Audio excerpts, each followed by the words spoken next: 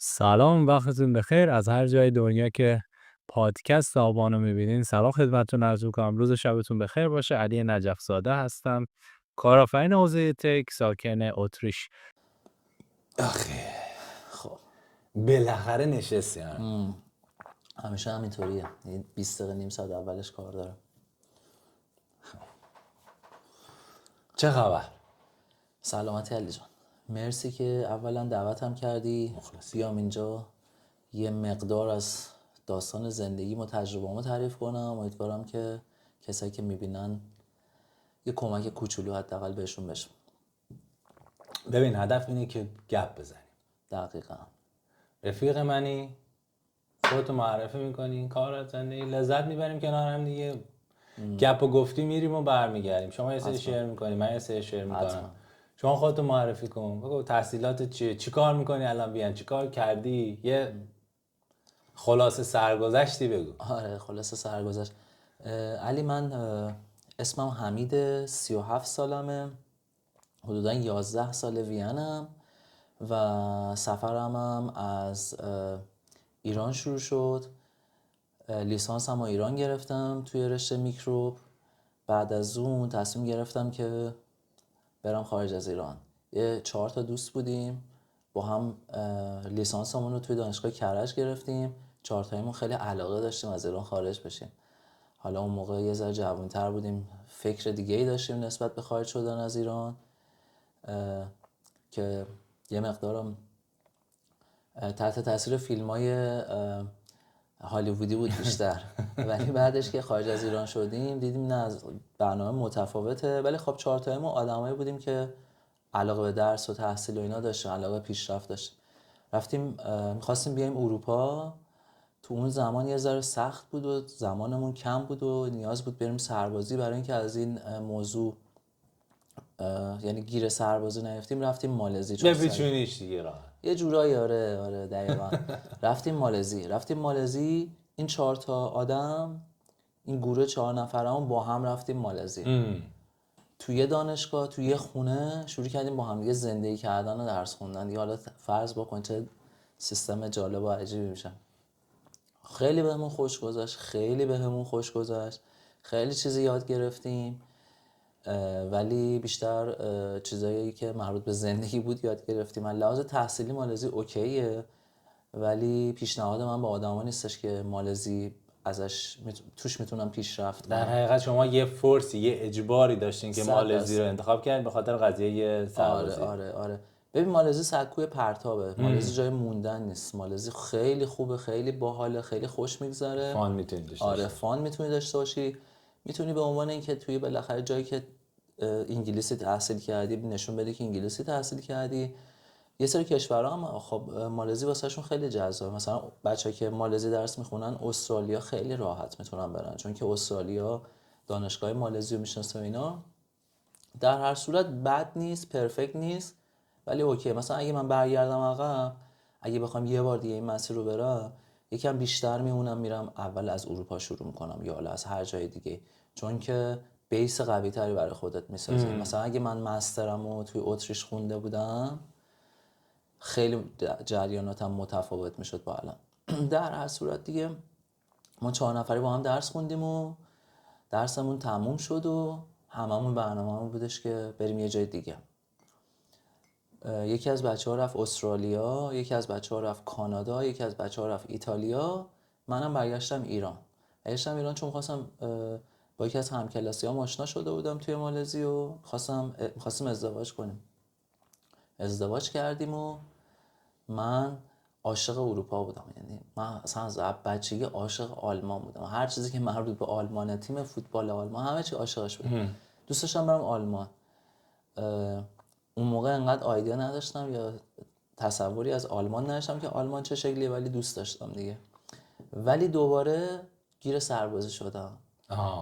یک روز مونده بودش که سرباز بشم، پذیرش دکترامو از مالزی گرفتم، برگشتم دوباره مالزی. آره بعد دوباره سربازی پیچوندم. آره دوباره سربازی پیچوندم.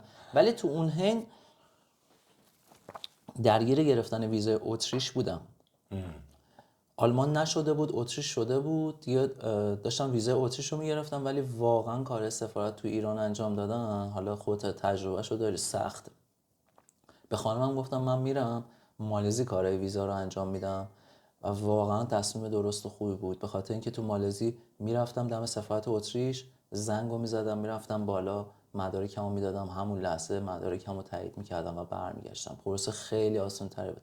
در صورت رفتم مالزی و با پذیرش دکترا، ولی شروع کردم کار کردن توی دانشگاه ملی مالزی، دانشگاه UM.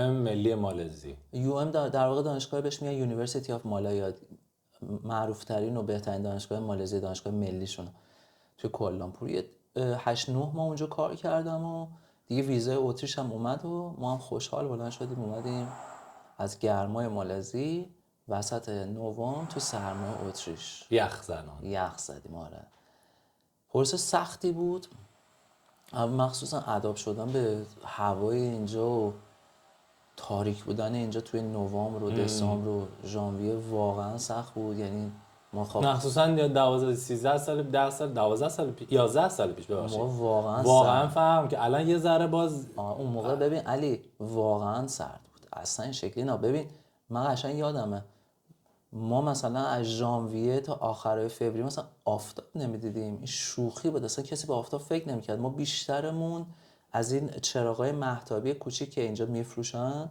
میگرفتیم روی میز کارو میذاشتیم بهمون نور بخوره که ویتامین دی مون به مشکل بر نخوره، یا همش داشتیم ویتامین دی میخوردیم. احتمالاً دیدی خیلی رو میز کارشون این چراغای مهتابی دارن که در واقع کار نور آفتاب میکنن. یه خلاصه شروع کردیم اینجا دکترا خوندن، دکترا شروع کردم تو دانشگاه تکنیک خوندن، دکترامو خوندم و بعد از اینم که دکترامو خوندم کرونا شد. یعنی دکترام که تموم شد کرونا شد. ولی یه خوش شانسی که آوردم، هنوز دفاعمو که تمام نکرده بودم یه کار پیدا کردم توی دانشگاه پزشکی وین. رفتم شروع کردم دانشگاه پزشکی وین کار کردن و یه ذره از کاراتم تو همین بین بگو. آره حتما. ببین من تو مالزی من همیشه عاشق بیوتکنولوژی بودم، یعنی خیلی خوشم میاد. توی مالزی هم بیوتکنولوژی خوندم و من همیشه دوست داشتم مثلا یه چیزی پیدا کنم. بابام همیشه میگفت یه چیزی کشف نکردی، دوست داشتم یه چیزی کشف کنم و خیلی با میکروبا دوست داشتم کار کنم، دنیا جالبی دارم.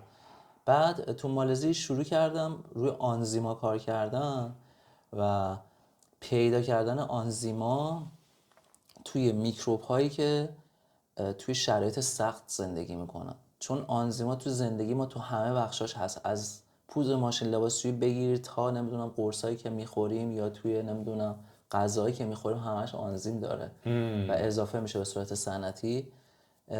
ولی آنزیما همشون یه مشکل اساسی که دارن، خیلی سریع از بین میرن. اگه بتونی آنزیمایی پیدا کنی که سریع از بین نرن، اون وقت خیلی دوام بیشتر داشت، طول عمر بیشتر، دقیقاً طول عمر بیشتری داشته باشن، خیلی میتونی اونو ازش استفاده زیادی بکنی. به خاطر این سیستم اینه که یکی از روش‌ها در واقع اینه که بیای آنزیما رو از جاهایی پیدا کنی یا از میکروبایی بکشی بیرون که اون میکروبا تو شرایط خیلی سخت و بد زندگی میکنن. مثلا میکروبایی که توی دریاچه آب گرم یا دریاچه‌ای که گوگرد توش داره یا دریاچه بهش میگن هات اسپرینگ، همون دریاچه آب گرم. ما میرفتیم اونجا مثلا دریاچه آب گرم میکروبا رو میکشیدیم بیرون، اون آنزیمی که می‌خواستیم رو تست می‌کردیم، خیلی هم جواب میده، خیلی خوب جواب میده. اتریش هم که اومدم دقیقاً همین کار رو ادامه دادم، ولی دیگه دنبالشون نمیگشتم. آنزیمایی که وجود داشت و با یه مبحثی توی آنزیم یا توی پروتئینا بهش میگن پروتئین انجینیرینگ، یعنی دستکاری میکردیم. اون در واقع ساختار مولکولیشون رو دستکاری میکردیم که بتونیم اونا رو با دوام‌تر بکنیم که برای صنعت قابل استفاده بشن. همین موضوع توی اتریش هم همین موضوع تو اتریش ادامه سر کاری که گرفت. آره با یه اپروچ دیگه، با یه روش دیگه. میگم اونجا پیدا کردن از محیط بود، اینجا دستکاری کردن بود، اینجا دستکاریش میکردن، بهش گفتم پروتئین انجینیرینگ. بعد دیگه رفتم مدعونی، الکی اپلیکیشن فرستادم چون اصلا به من نمیخورد واقعیت، اصلا من هیچ ایده‌ای نداشتم از کارشون، ولی قبولم کرد اون استاد، قبولم شانسه گرفت و خب اون چیزی اون تجربه بود و اون چیزی که اون میخواست و من داشتم. اون براش این اهمیت داشت، خودش توی جلسه مصاحبه گفت ببین من همه این چیزایی که توی لب انجام میشه توی دانشگاه انجام میشه رو میتونم ببخشید به میمونم در عرض 6 ماه یاد بدم. به هر کسی تو خیابون رو بکشم بیرونم میتونم تو 6 ماه بهش یاد بدم. مهم اینه که یه نفر باشه که فکر کنه، آنالیز کنه و بتونه مشکلات رو حل کنه و طبق این 1 ساعتی که ما با هم صحبت کردیم تو این ابیلیتی ها رو داری، این توانایی رو داری. برای من این مهمه. دیگه ما رو گرفت و 6 ماه اول، 1 سال اولم واقعا منو رها کرد. گفتش که فقط بشین بخون، یاد بگیر اینا. ولی خب همه چی رفت جلو. یه 5 سالی اونجا کار کردم ولی به یه سری اتفاقات افتاد که شرایط اون شکلی که می‌خواستیم نبود، نه واسه اون آدم نه واسه من. دیگه اومدم بیرون. در هر صورت هم قانون اتریش اینه که توی دانشگاه اتریش، و شاید اینم جالب باشه بچه‌ها بدونن، توی دانشگاه اتریش شما وقتی که شروع به کار میکنی به عنوان کارمند توی مثلا پوزیشن‌های مثل پستاک، شما بیشتر از 6 سال نمیتونی کار کنی. بعد از 6 سال باید خارج بشی از اون دانشگاه، چون که 2 تا حالت جلو رود هستش. یا اینکه به یه پوزیشن یا یه جایگاه ثابت دست پیدا کنی که مستلزم اینه که پول بگیری از دولت، دانشجو پرورش بدی و 1000 تا چیز دیگه، یا اینکه باید خارج بشی از سیستم که اون آپشن اول واقعا سخت. یعنی توی اون رقابتی که بین خود اتریشیا و اینا هستش ماها عموما جایی پیدا نمی‌کنیم. سخت برامون میشه. آره خیلی سخت میشه برامون، بیشتر واسه خودشون نگه می‌دارن اون پوزیشنا رو. حقوق هم این وسط، چون حالا ما بحث مالی هم در حال مهمه دیگه. شما چه ساپورتایی توی این پوزیشن ها میشد؟ یعنی حقوق داشتین؟ چیزای خاصی بدون؟ آره ببین اون سالی که ما اومدیم اتریش توی دانشگاه ها اجباری نبودش که به دانشجوهای پی اچ دی حقوق بدن و خیلی سوء استفاده می‌کردن، مخصوصا از دانشجوهای ایرانی و آسیایی. میدیدن که اینا درگیر گرفتن ویزا چیکار می‌کردن؟ بهشون میگفتن بیاید اینجا کار کنید ولی ما بهتون حقوق نمیدیم، ولی به جاش خب ویزاتون که تمدید میشه، مشکلتون برطرف میشه و کارتون هم که دارید، درستون هم که دارید میخونید. و خیلی تن دادن دیگه به خاطر اینکه مجبور بودن. منم تن دادم به خاطر همه مسائلی که بهت گفتم، ولی فشار خیلی بهشون آوردم که من پول میخوام. دیگه بعد از 6 ماه که تست کردن همه چیو دیدن که نه کارم اوکی و اینا، بعد از 6 ماه برام یه دونه اسکولارشیپ گرفتن که خیلی بازم با اینکه پول میدادن خیلی بد بود، چون که مثلا همکارای من همه حقوقشون 1600 700 یورویی بود به عنوان دانشجوی پی اچ دی. اینجا حقوق دانشجوی پی اچ دی اون سالا 1600 اینا یورو بود. به من 1000 یورو میدادن، بیمم هم نکرده بودن، به هم برام مالیات هم رد نمیکردن.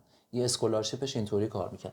ولی در صورت برای من تو اون زمان از هیچی بهتر بود دیگه. 100%. آره اونو گرفتم و شروع کردم کار کردن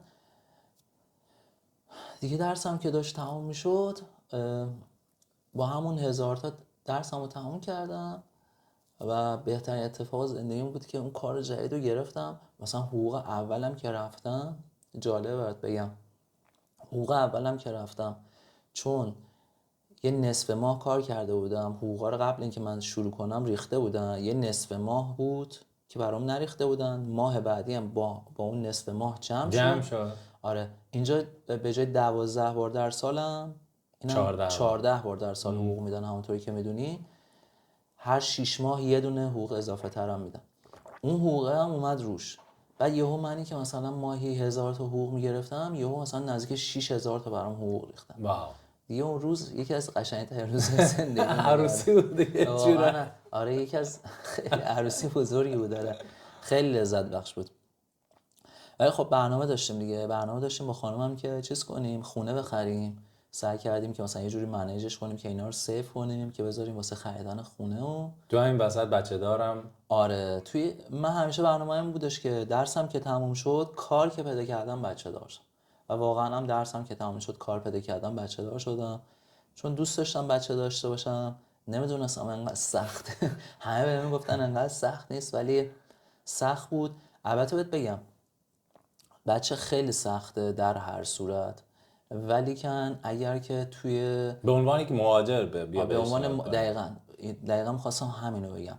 به عنوان مهاجر میتونم بهت بگم 100 برابر سخت‌تره حداقل. چون مثلا من تجربه اینو دارم دیگه، با بچه میرم ایران و برمیگردم. تو ایران واقعا بچه داری واسه من آسان ترین کار دنیاست. اصلا من اگه تو ایران بودم، خانواده‌ام کنارم بودن، علی من ساپورت میشد اصلا تا آره اونا آره مامان بچه رو نگه داشت، بابا دقیقاً. بچه رو نگه داشت، خاله و دایی و عمو. دقیقاً من 3 تا بچه می‌آوردم به جای یه دونه. الان یه دونه رو هم با زور بزرگ می‌کنم. مثلا بخوام به تفاوتاشو بهت بگم، ببین مثلا فکر کن ما مریضیم، من مریضم، خانمم مریضه، بچه‌م مریضه. وقتی تو مریضی خودت افتادی، کی بعد بچه رو نگه داره؟ وقتی بچه مریضه واقعا بعد 10 برابر کاری که در حالت عادی میکنی بکن. هیچکی نیست.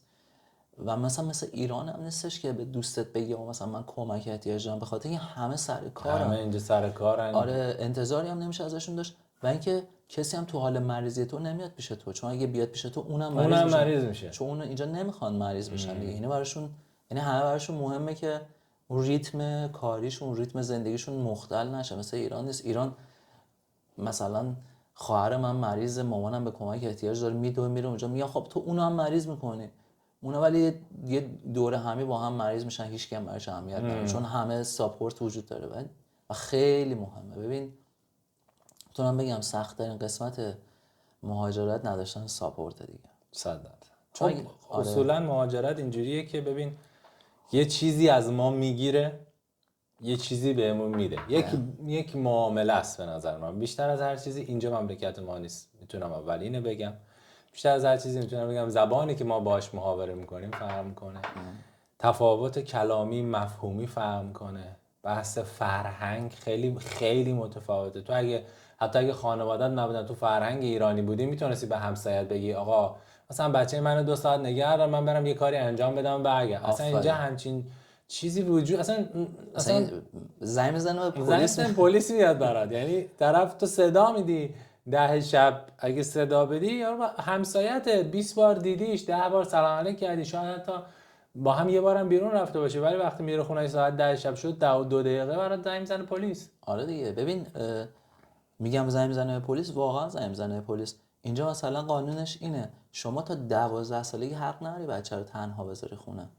تو ایران اینطوری نیستش که. بعد راستی من شنیدم میگه اگه بچه‌م تازه درست سرپرستی نشه به هر دلیلی، بله یا مثلا حتی بچه بره تو مدرسهش بگه آقا من مشکلی دارم با پدر مادرم، مثلا پدرم منو اذیت میکنه یا میزن، سرپرستی بچه رو از والدین میگیرن. 100% آره.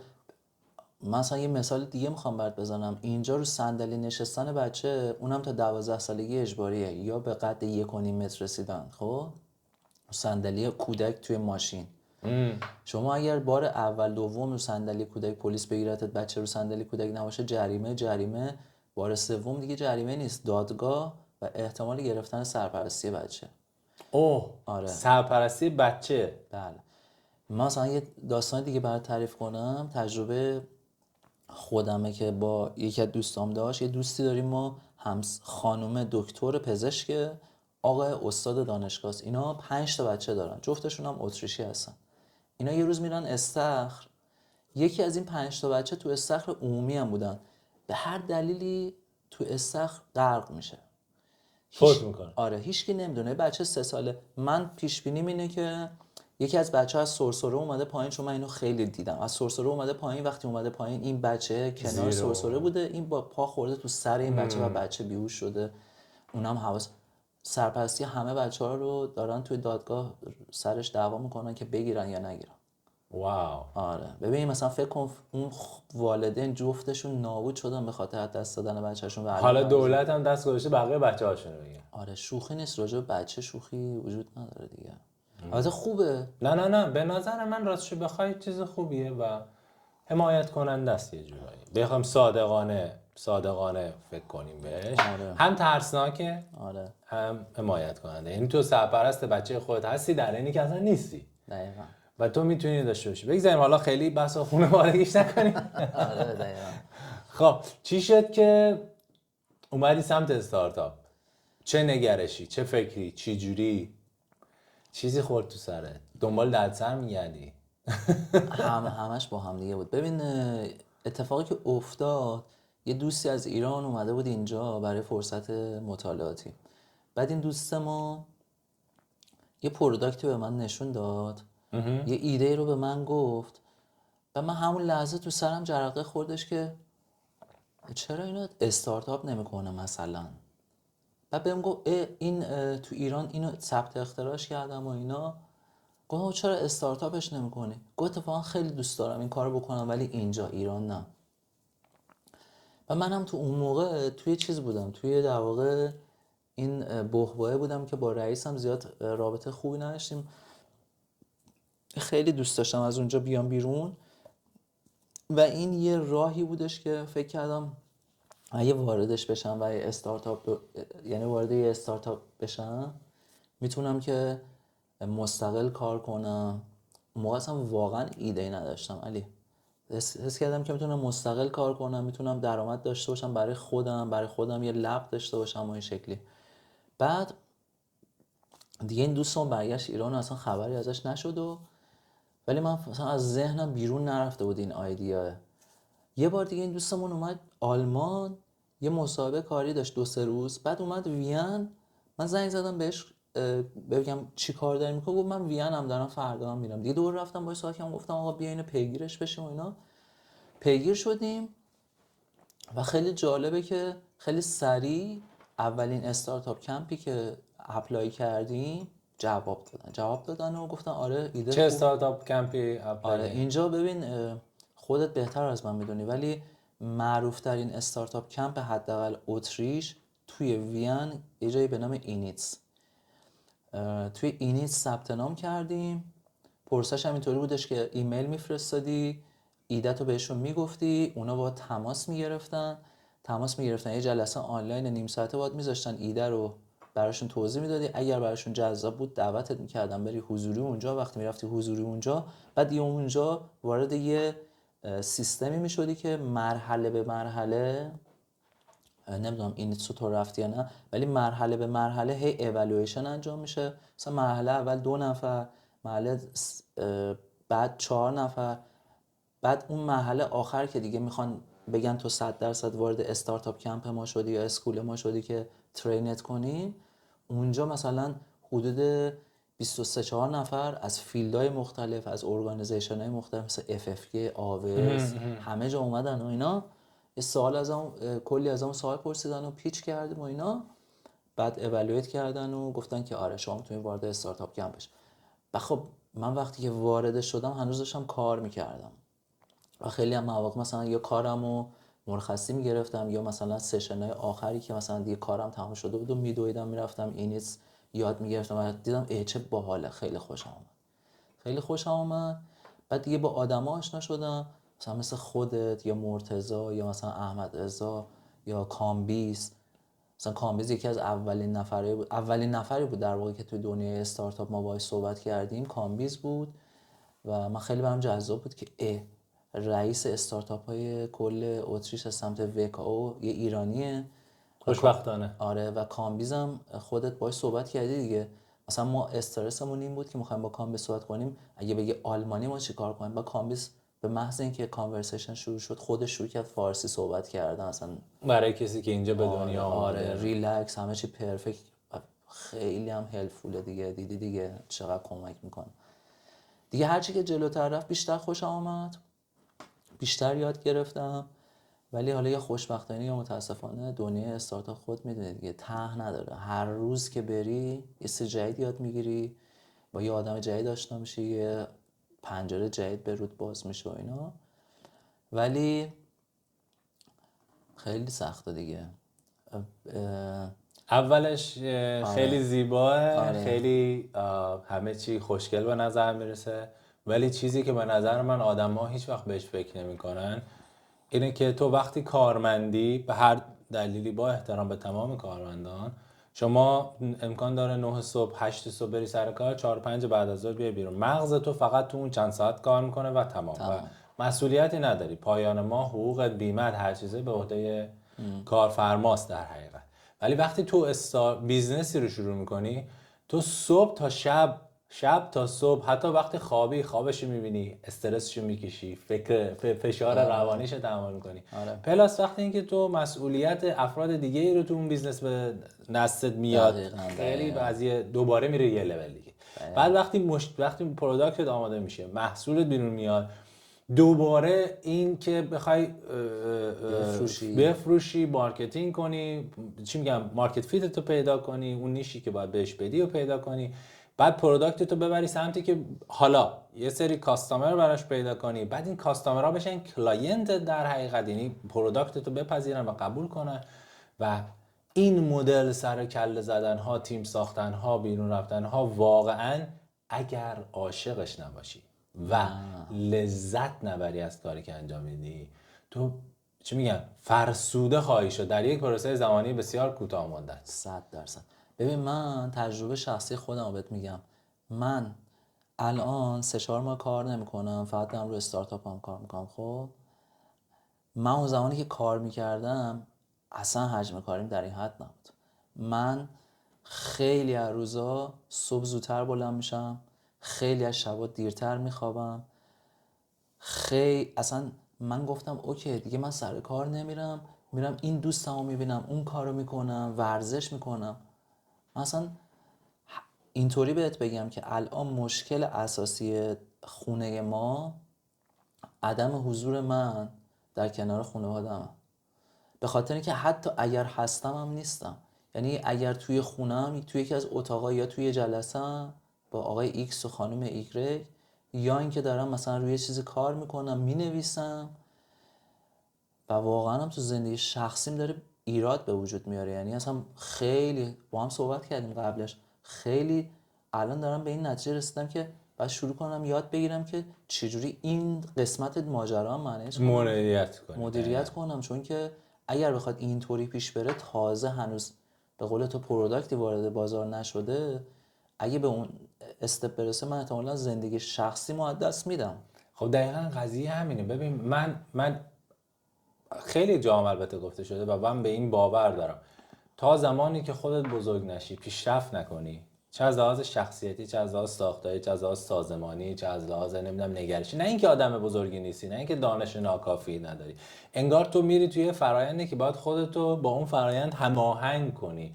مثل یک رقص، مثل یک موج، تو باید با اون هماهنگ بشی و این هماهنگ شدن احتیاج به تغییر داره. یعنی چی میگن، طرف تغییر صورت میده، نه به اون نگاهی که بد باشه، به این نگاهی که تو باید یاد بگیری در این توازن خودتو تغییر بدی. به نوعی میخواستم از انگلیسیش استفاده نکنم، کلمه فارسیش دادم، نه من آداپت کنم. آره بعد چیز بشی دیگه، باید در واقع بهش، منم فارسیشو متاسفانه یادم نمیاد، بعد خودتو با اون سیستم تغییر بدی. چون که نمیتونی علی، مثلا تو نمیتونی مثل قبل زندگی کنی. تو اگه مثل قبل زندگی کنی به هیچ کدوم از کارات نمیرسی. چون که ببین واقعا اگر بخوای 8 ساعت در شبانه روز بخوابی، وقت واسه بقیه چیزا کم میاری. باید از خوابو بزنی، باید مهمونیاتو کم کنی، یا اینکه مهمونیاتو شیفت کنی به ایونت های استارتاپی، بری به اونجا با آدما صحبت کنی به جای اینکه بری تو مهمونی. اصلا تغییر میکنه. آره جالب بهت بگم، ولی من خیلی لذت میبرم، من عشق میکنم میام تو ایونت با آدما صحبت میکنم. من اصلا عاشق اینم که برم با آدما حرف بزنم، آدمای جدید، نگرش‌های جدید، افکار جدید. اصلا طرف بیاد با تو مخالفت کنه، اصلا چیه این ایده داری می‌سازی، بیاد تو انتقادت بکنه، چقدر ذهنت باز، اگه پذیرا باشه، چقدر ذهنت باز می‌کنه. من میتونم بگم 2 تا شیفت بزرگی که ما تو استارتاپ خودمون داشتیم، یکی سر این قضیه بود که یک نفر عملاً با ما مخالفت کرد، گفت اصلا شما استارتاپ نیستید و تو اصلا باید جمع کنی اینو، تو چی اصلا داری میسازی، تو چه خدم، تو به من توضیح بده چجوری میخوای بیزنس اسکیل کنیم. و من فکر میکردم ما میتونیم اسکیل کنیم، ولی من دیدم نه، ما نمیتونیم اسکیل کنیم. و اون واقعا یک وقفه 2 ماهه تو ماهیت استارتاپ ما انداخت، ولی اون باعث شد که ما یه پیشرفت خیلی عظیم بکنیم. اگه ببین من با 2 نفر توی 2-3 هفته گذشته راجع به استارتاپ صحبت کردم و 2 نفرشون بعد اینکه صحبت کردن از من عذرخواهی کردن که چقدر منتقدانه به قضیه نگاه کردن و چه کامنت های چیزی دادن، هارشی دادن، بدی دادن. خب من ولی بهشون گفتم که اصلا من از شما خواستم که اینا رو به من بدین که استارتاپ رو درست کنم. اگه این تا اینا نباشه که من من نمیتونم چجوری درست کنم. اصلا چون اینجوری استارتاپ، ببین یه واقعیت، من این متوجه شدم، شما وقتی یه استارتاپ، یه ایده داری واسه استارتاپ، این بچت میشه. دوست داری کسی بیاد بزنه تو صورت بچت؟ واقعا نه، مقاومت میکنی، میگی من میفهمم تو نمیفهمی. آفرین. ولی وقتی اوپن بشی، دقیقاً باز باشی، آره تو این ایونت ها خیلی چیز یاد میگیری. ببین مثلا من خیلی هم سریع یاد میگیری، اینش جالبه. من تو ایونت ها میرفتم مثلا آدما رو میدیدم، بیشتر همه اومدن سمت من اگه با هم صحبت میکردم. یه دونه ایونت با احمد رضا رفتم. حالا احمد رضا احتمالاً بچه‌ها بعداً ببین. با احمد رضا با احمد رضا رفتم. در عرض 10 دقیقه احمد رضا نحوه صحبت کردن منو با آدما تغییر داد. احمد رضا دیدم اینطوریه، دست منو گرفته، حمید بیا بریم.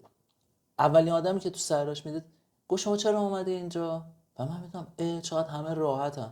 و من قبلش میترسیدم، همش استرس داشتم. الان مثلا من تو ایونت میرم، من اون آدم فوزولم که میرم دونه دونه آدما رو میکشم. ببین قضیه همینه.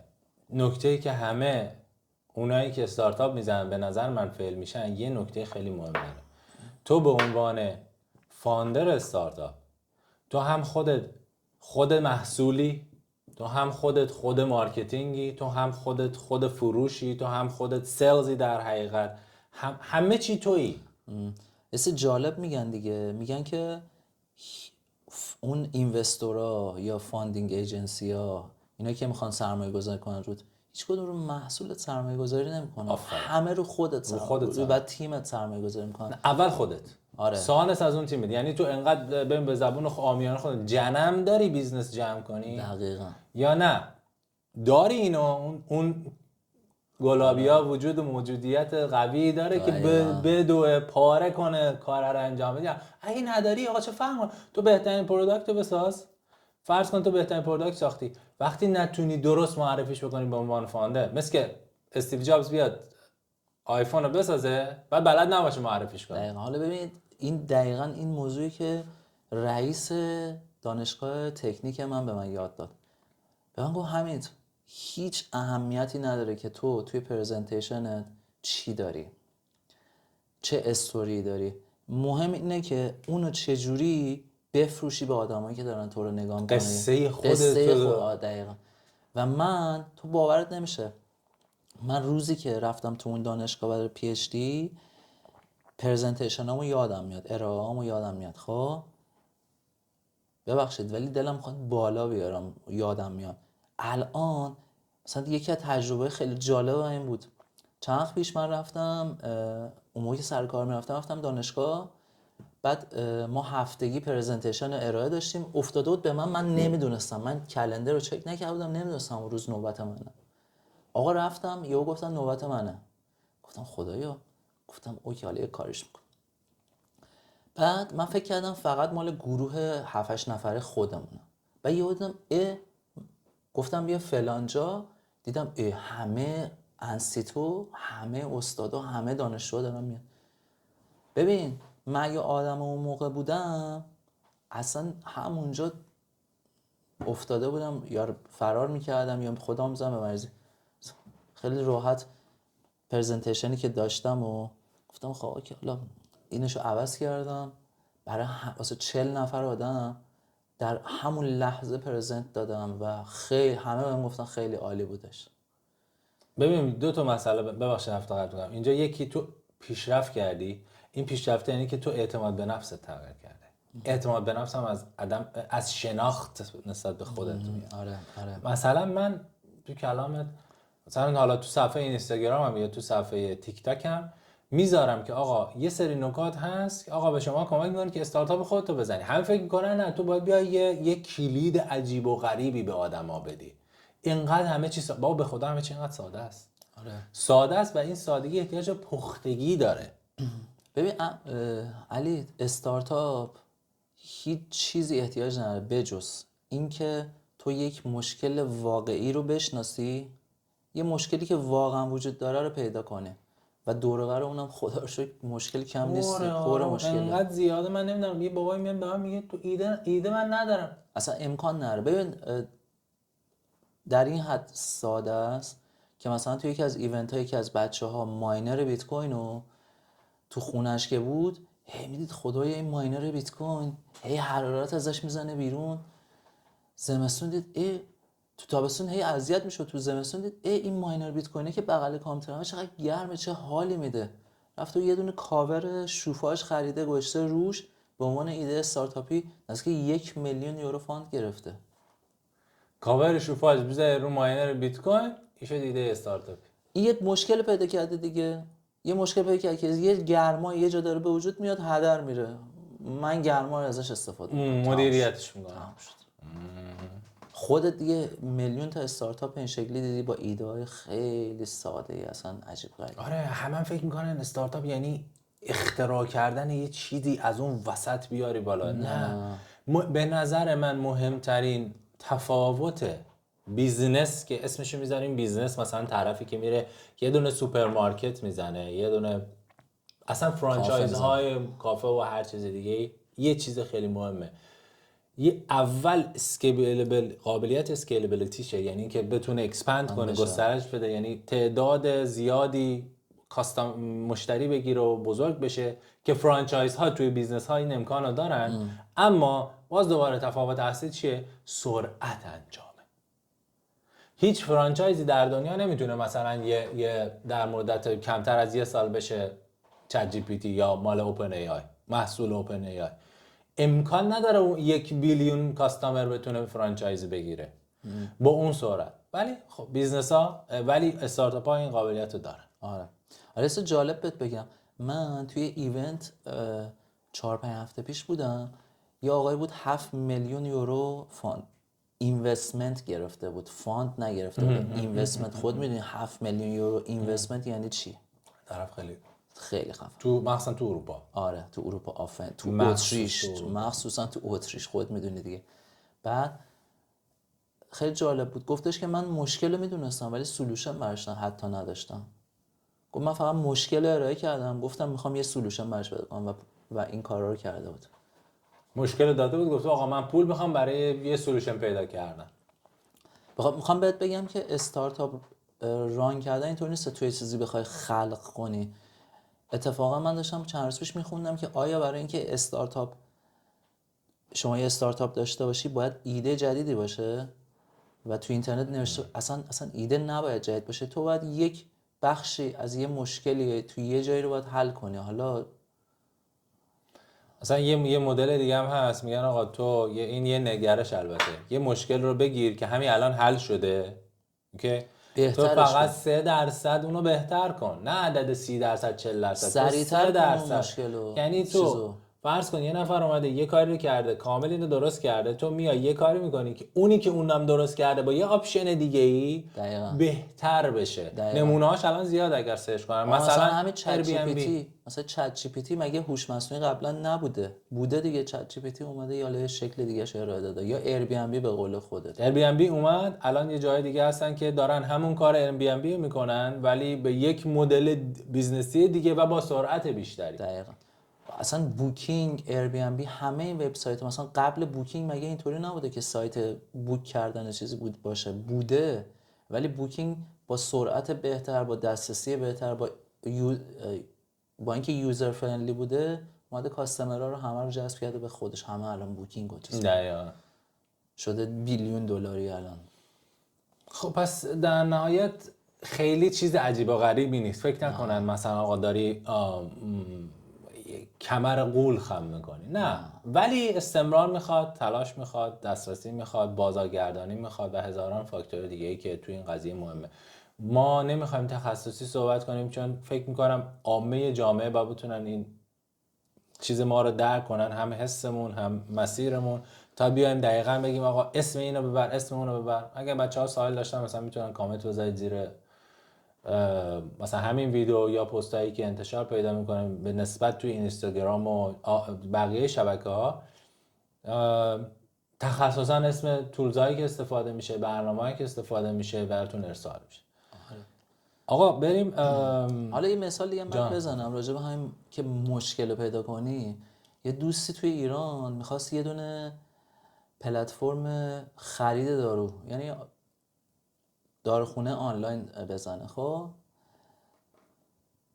زد و دیدن هیچ موفقیتی توش وجود نداره. بعد نشست فکر کرد، تو شهر خودشون نگاه کرد این ور اون ور، دید تو شهر ما چقدر زوج جوونه با بچه کوچولو وجود داره. اومد داروخونه آنلاینش رو تبدیل کرد داروخونه مخصوص مادر و کودک، یعنی فقط محصولاتی که مربوط به کودکان بود. حالا دارو، بعد یواش یواش چیزای دیگه هم توش ارائه داد و انقدر موفق شده به خاطر اینکه نشست دور و برش رو نگاه کرد، مشکل دور و برش رو پیدا کرد. یعنی باید هم بازارتو بشناسی، هم مشکل رو بشناسی، هم کاستمراتو بشناسی. اون پلتفرم مثلا یه جایی که مثلا تو اون منطقه انقدر موفقه، مثلا بیاد توی اینجا ارائهش بده که بچه وجود نداره، موفق نمیشه دیگه. دقیقاً. بعد بدونی کجا با کدوم کاستمر چجوری صحبت کنی. میخوام بهت بگم خیلی پیچیده نیست، ولی باید دیدت خیلی باز و قشنگ باشه. از آدما هم استفاده کنه دیگه، یعنی از ویژن آدمای مختلف استفاده کنه. در اصل انقدرم آیدیا زیاده به نظر من. آقا هر کی آیدیا نداره یه کانکت به من بشه، من بهت آیدیا استارتاپ میدم. آره با که منم میتونم با حمیدم میتونین کانکت بشین، حمیدم بهتون. بچه‌ها ما لینک های ارتباطی هم حتما تو ویدیو میذاریم. آره. هر جا انتشار پیدا کنه لینک های ارتباطی هم باش تو همون صفحه میتونید پیدا کنید. من که خودم عاشق اینم که با آدمای جدید در ارتباط باشم و اگه بتونم بهشون کمک کنم، مخصوصا بچه‌ای که تو ایرانن خیلی حال میکنم، چون همش تو زندگیم برمیگرده. 100% یه پروژه ما داریم بهش فکر میکنیم برای ایران. خب به دلیل همین موقعیتی که الان از لحاظ سیاسی و اجتماعی ما درگیرشیم، خب برای خودمون اینجا ایرانی بودن یه بعضی وقتا یه مشکل و حالا ولی خب اگه بتونیم این کاری بکنیم، اون پلنی که داریم حالا بهش فکر می‌کنیم با بررسی بشه به نتیجه رسون، باز با کمک بچه‌ای که خودشون تو ایران استارتاپ دارن، امیدوارم که این کار خوب بشه انجام داد. حالا حتی اگه بچه‌ها تو ایران هم میخوان استارتاپ بزنن، چون من یکی از استارتاپام تو ایران تو پارک علم و فناوری گیلان داره کار کرد، پولی گرفت، جایزه هم برد، الان هم تبدیل به شرکت شده، الان هم توی پروسه تبدیل شدن به اسپیناف. یعنی اسپیناف نمیدونم توی به فارسی دقیقاً چی میشه. ما هسته فناور بودیم، الان تبدیل به، حالا اسپیناف دقیقاً چی میشه به فارسی متاسفانه نمیدونم، ولی در صورت داریم تبدیل به اسپیناف میشیم. یعنی میگم اگه کسی بخواد راجع به پروسه ایرانم بدونه میتونم. عالی. اگه بتونی با بچه‌ها کمک کنی که دیگه فوق العاده است. حتما. خب حالا چیز دیگه ای دوست داشته باشی بگی، یه ذره بی ربطش کن اصلا. بی ربطش کنم، یعنی دیگه از دوست دارم از چیز از مهاجرت، از زبان، تجربه، مخصوصا. آفرین، تجربه مهاجرت و زبان اینا. اولا اینکه زبان، ببین هر جای دنیا که میخوای بری زبانشون رو بلد باشی، زندگیت از این رو به اون رو میشه. ببین مثلا تو همین اتریش، خب همه میگن ریسیستن، فلانن، زبانشون رو بلد باشی همه چیز متفاوته. تو اگر که پذیراتره، 100% پذیراترن. بعد پذیراترن یه طرف داستانه، موضوع اینه که تو خودت هم میتونی راحت تر وارد جامعه اونا بشی. وقتی که وارد جامعهشون بشی بالاخره یه نفر اون تو رو تو آغوشش میگیره دیگه. یه سوراخی وارد میشی میری تو. ولی اگه زبان بلد نباشی نمیشه. و حتما قبل اینکه مهاجرت کنن زبانشون رو درست کنن بعد مهاجرت کنن.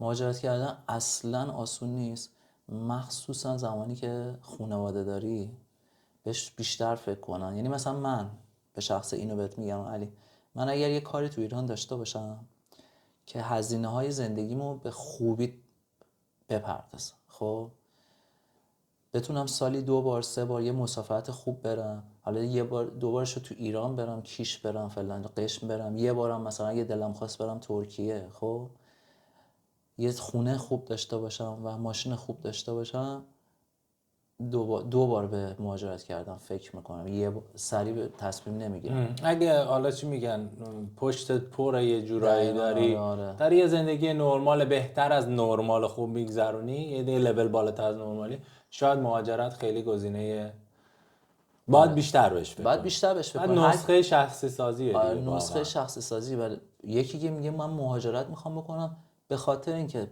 دخترم از اون شرایط میخواد بیارم بیرون. من اصلا برام مهم نیست بیام اینجا سختی بکشم، ولی میخوام دخترم تو اون شرایط نباشه به هر دلیلی. اصلا شاید توی خانواده مذهبیه، توی جای مذهبی که خوشش نمیاد، میخواد از اون شرایط بچه‌ش رو بکشه بیرون. اوکی، آره حتما. ولی اگر واقعا پلنی نداری، فقط به صرف این که برم خارج زندگی کنم، مدینه فاضله رو نخر. اصلا اشتباه محضه، اشتباه واقعا محضه. و اینکه جایی هم که انتخاب میکنه آدم خیلی مهمه. بر اساس روحیاتت باید انتخاب کنی.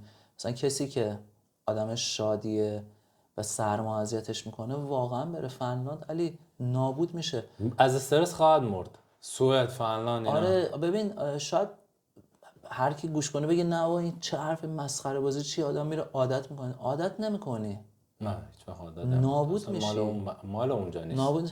به من الان همه مثلا عاشق آمریکا رفتن، من انقدر خوشحالم آمریکا نرفتم و هیچ وقت هم البته تلاش نکردم بابتش. چانسش هم داشتی یه بارم. من اصلا آمریکا رفتم، به خاطر همین میگم واقعا من آدم آمریکا زندگی کردن نیستم. ببین من برام یه سری فاکتورها خیلی مهمه. تجربه آمریکا رو آره همین میخوام همین رو بگم. آره ببین من یه سری فاکتورها برام تو زندگی مهمه. یک، امنیت روانی، شغلی و امنیت اجتماعی. خب این سه تا مورد تو آمریکا وجود خارجی اصلا نداره. شما تجربهش نکردی؟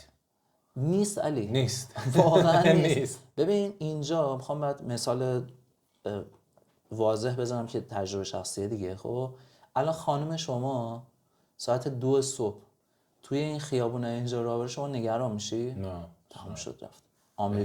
آمریکا ساعت 10 صبح مرکز شهر لس آنجلس، شلوغ‌ترین جای لس آنجلس، با همکارم راه میرفتیم، همکارم گفت ازم خواهش کرد برگردیم هتل چون میترسید. شاید من به هر کی بگم باورش نشه، ولی واقعا اتفاقی که افتاد.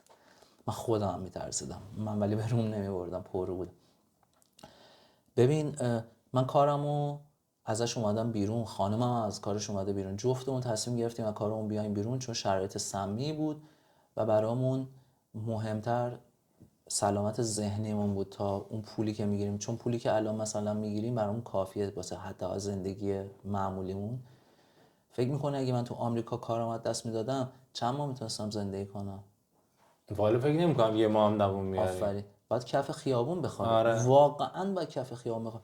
الان من اینجا نه کلی حقوق اجتماعی واقعا تو اروپا است، مخصوصا اتریش که شما حتی تو آلمان هم نمیتونی پیداش کنی. دقیقاً. حالا مثلا یه مثال دیگه بزنم.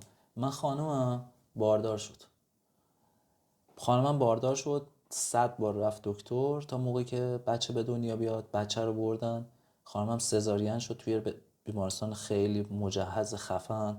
خانممو 5 روز نگه داشتم، خانمم از بیمارستان مرخص شد با بچه.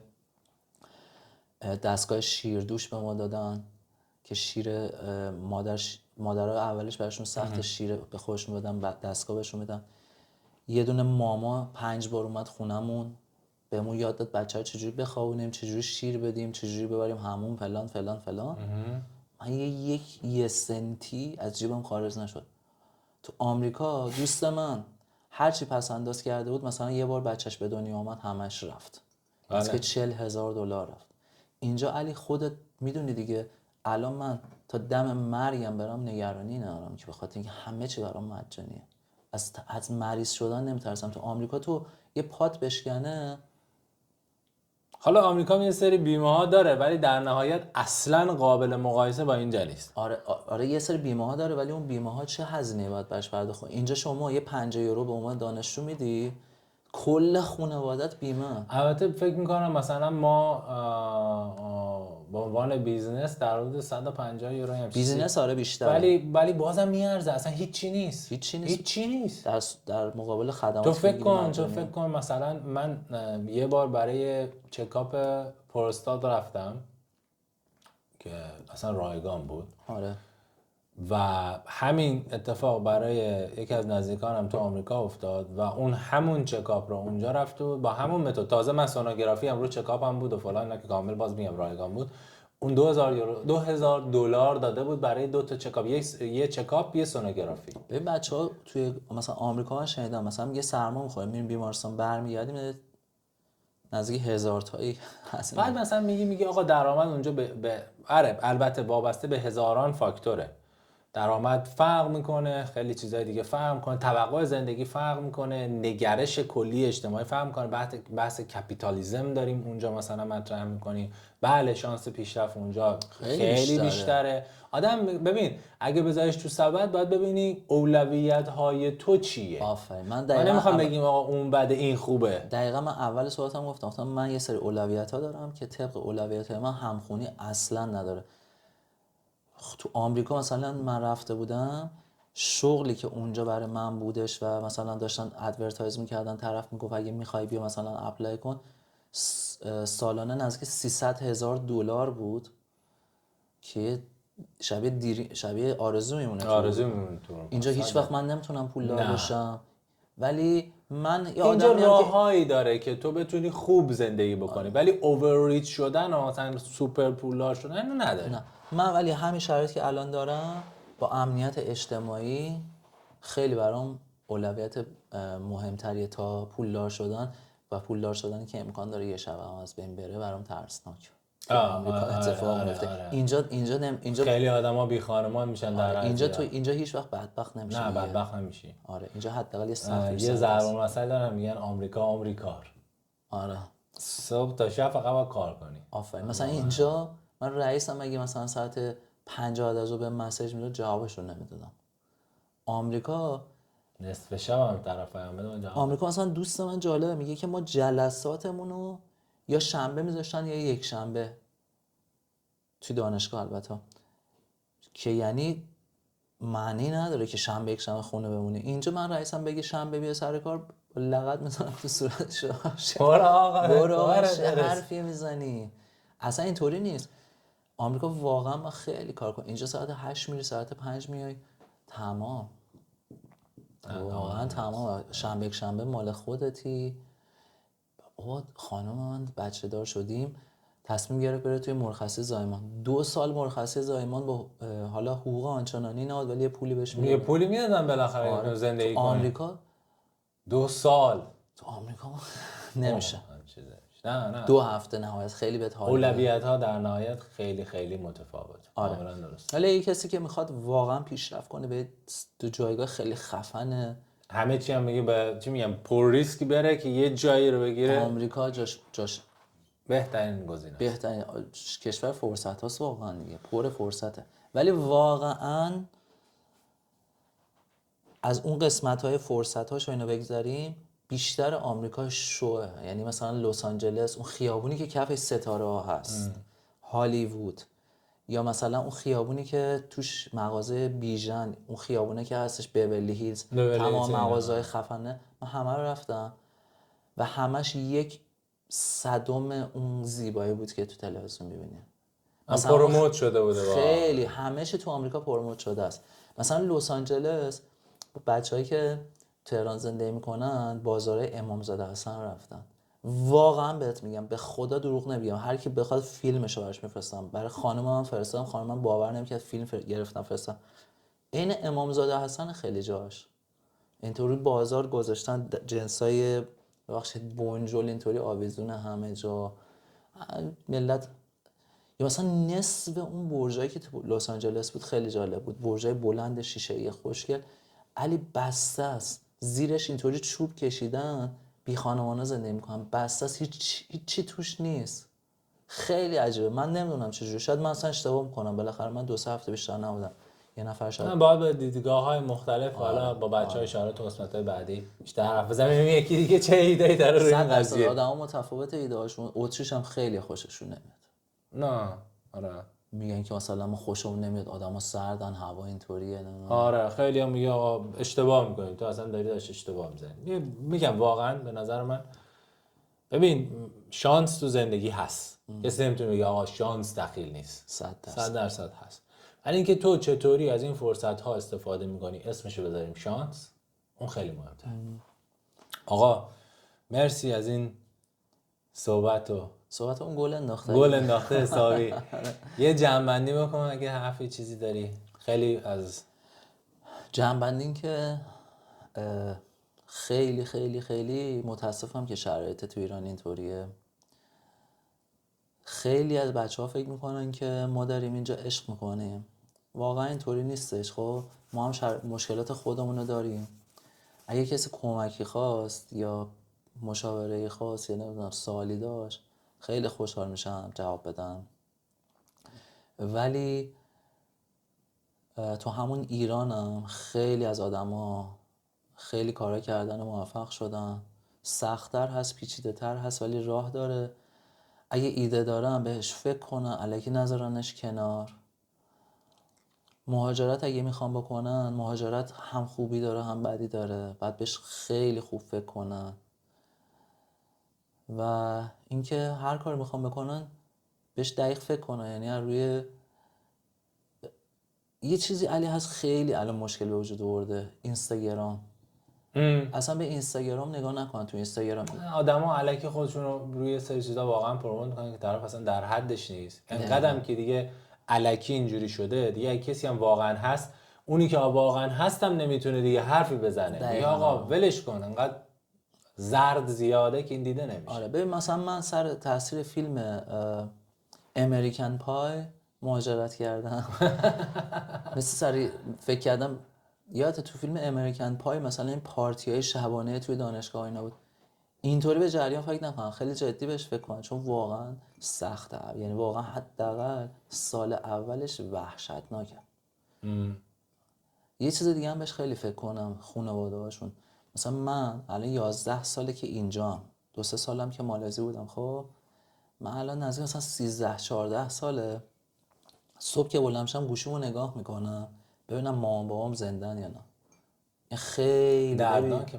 خیلی دردناکه. بله خیلی سخته. باید فکر کنی ببینی میتونی. من قشنگ یادم، حالا خواستیم جمع کنیم ولی خب حالا قشنگ یادم من باید ساعت 11:30 یه جلسه می بودم با رئیس ستاد بازرگانی اتریش برای استارتاپ خودم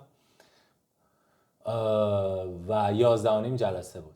ساعت 10:30 داشتم از خونه میزدم، یعنی آماده شده بودم همه چی آماده. ساعت 10:30 داشتم از خونه میزدم بیرون که بهم تلفن زدن که بابات فوت شده. خدا بیامرزش. من فرو پاشیدم. آره واقعا فرو میپاشی. این با این فکر که هر روز به این موضوع فکر کنی، خیلی ندارن یعنی اون نمیدونم کپاسیتی ذهنی، اون بزرگی توانایی ذهنیشو ندارن هندلش کنن. خیلی سخته.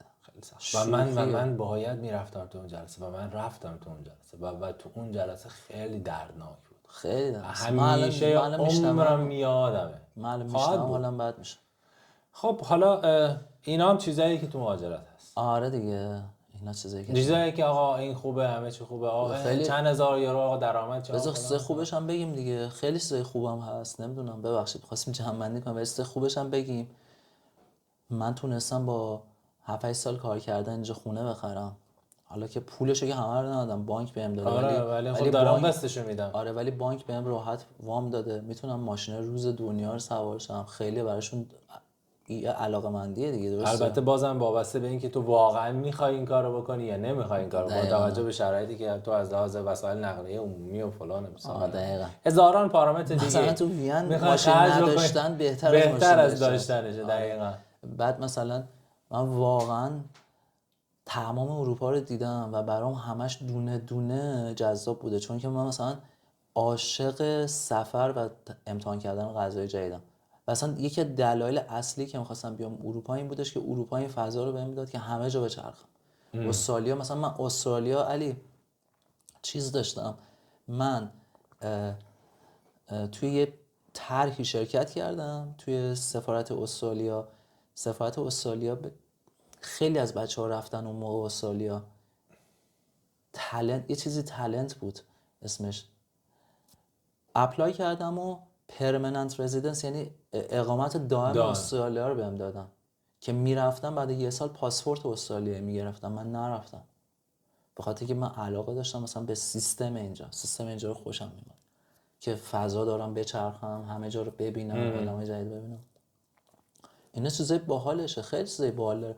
مثلا من همین که از طرف دانشگاه رفتم آمریکا، از طرف دانشگاه بارها رفتم هلند، آلمان، نمیدونم فرانسه، ایکس ایگرگ، اینو برام فراهم نبود جای دیگه.